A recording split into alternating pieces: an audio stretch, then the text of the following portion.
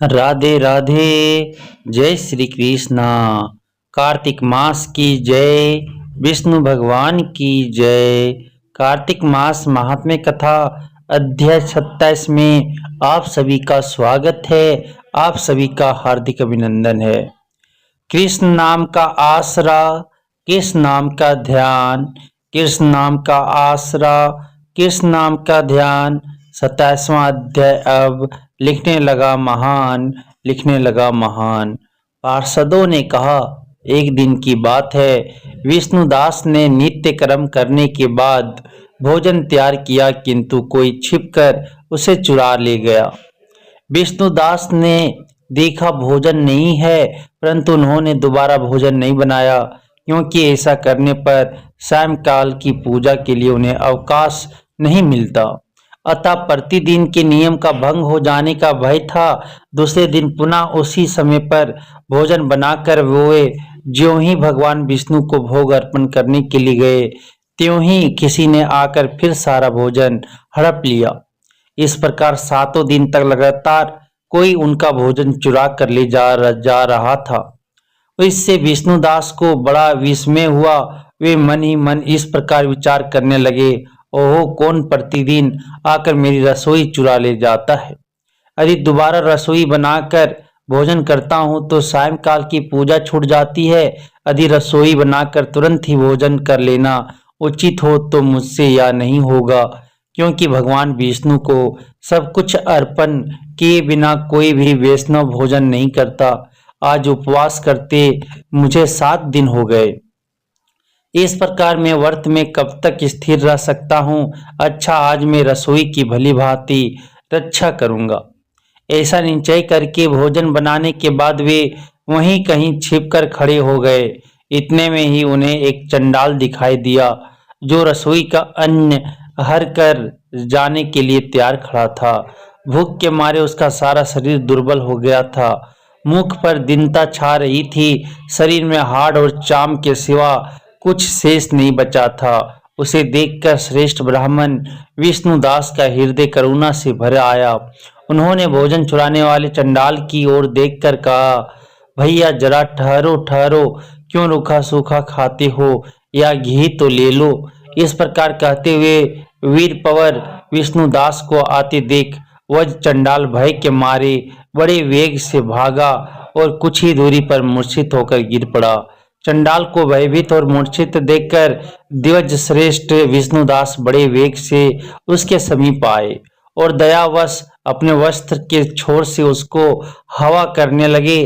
तदंतर जब वह उठकर खड़ा हुआ तब विष्णुदास ने देखा वहां चंडाल नहीं है, बल्कि साक्षात नारायण ही शंख चक्र और गद्दा धारण किए सामने उपस्थित है। अपने प्रभु को प्रत्यक्ष देखकर विष्णुदास सात्विक भावों के वशीभूत हो गए।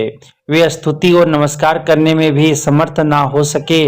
तब भगवान ने सात्विक व्रत का पालन करने वाले अपने भक्त विष्णुदास को छाती से लगा लिया और उन्हें अपने जैसा रूप देकर वैकुंठ धाम को ले चले।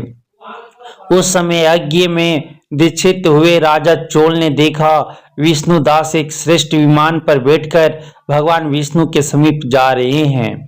विष्णुदास को वैकुंठ धाम में जाते देख राजा ने शीघ्र ही अपने गुरु महर्षि मुगदल को बुलाया और इस प्रकार कहना शुरू किया, जिसके साथ स्पर्धा करके मैंने इस यज्ञ दान आदि कर्म का अनुष्ठान किया है, वह ब्राह्मण आज भगवान विष्णु का रूप धारण करके मुझसे पहले ही वैकुंठ धाम को जा रहा है।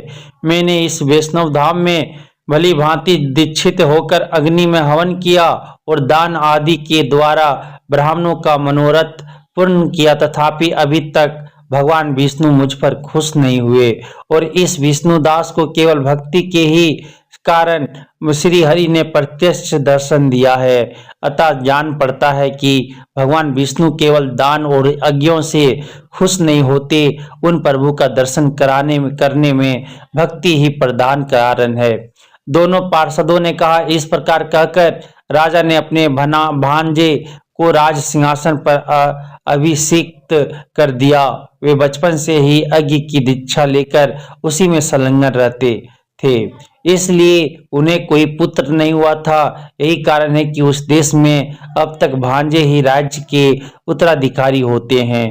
भांजे को राज्य देकर राजा यज्ञशाला में गए और यज्ञ कुंड के सामने खड़े होकर भगवान विष्णु को संबोधित करते हुए 3 बार उच्च स्वर से निम्नांकित वचन बोले। भगवान विष्णु, आप मुझे मन, वाणी, शरीर और क्रिया द्वारा होने वाली अविचल वो भक्ति प्रदान कीजिए।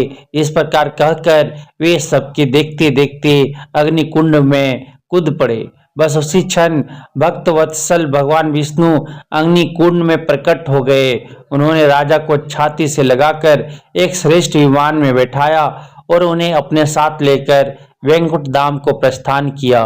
नारद जी बोले, हे राजन, जो विष्णुदास थे वे तो पुण्यशील नाम से प्रसिद्ध भगवान के पार्षद हुए और जो राजा चोल थे उनका नाम सुशील हुआ।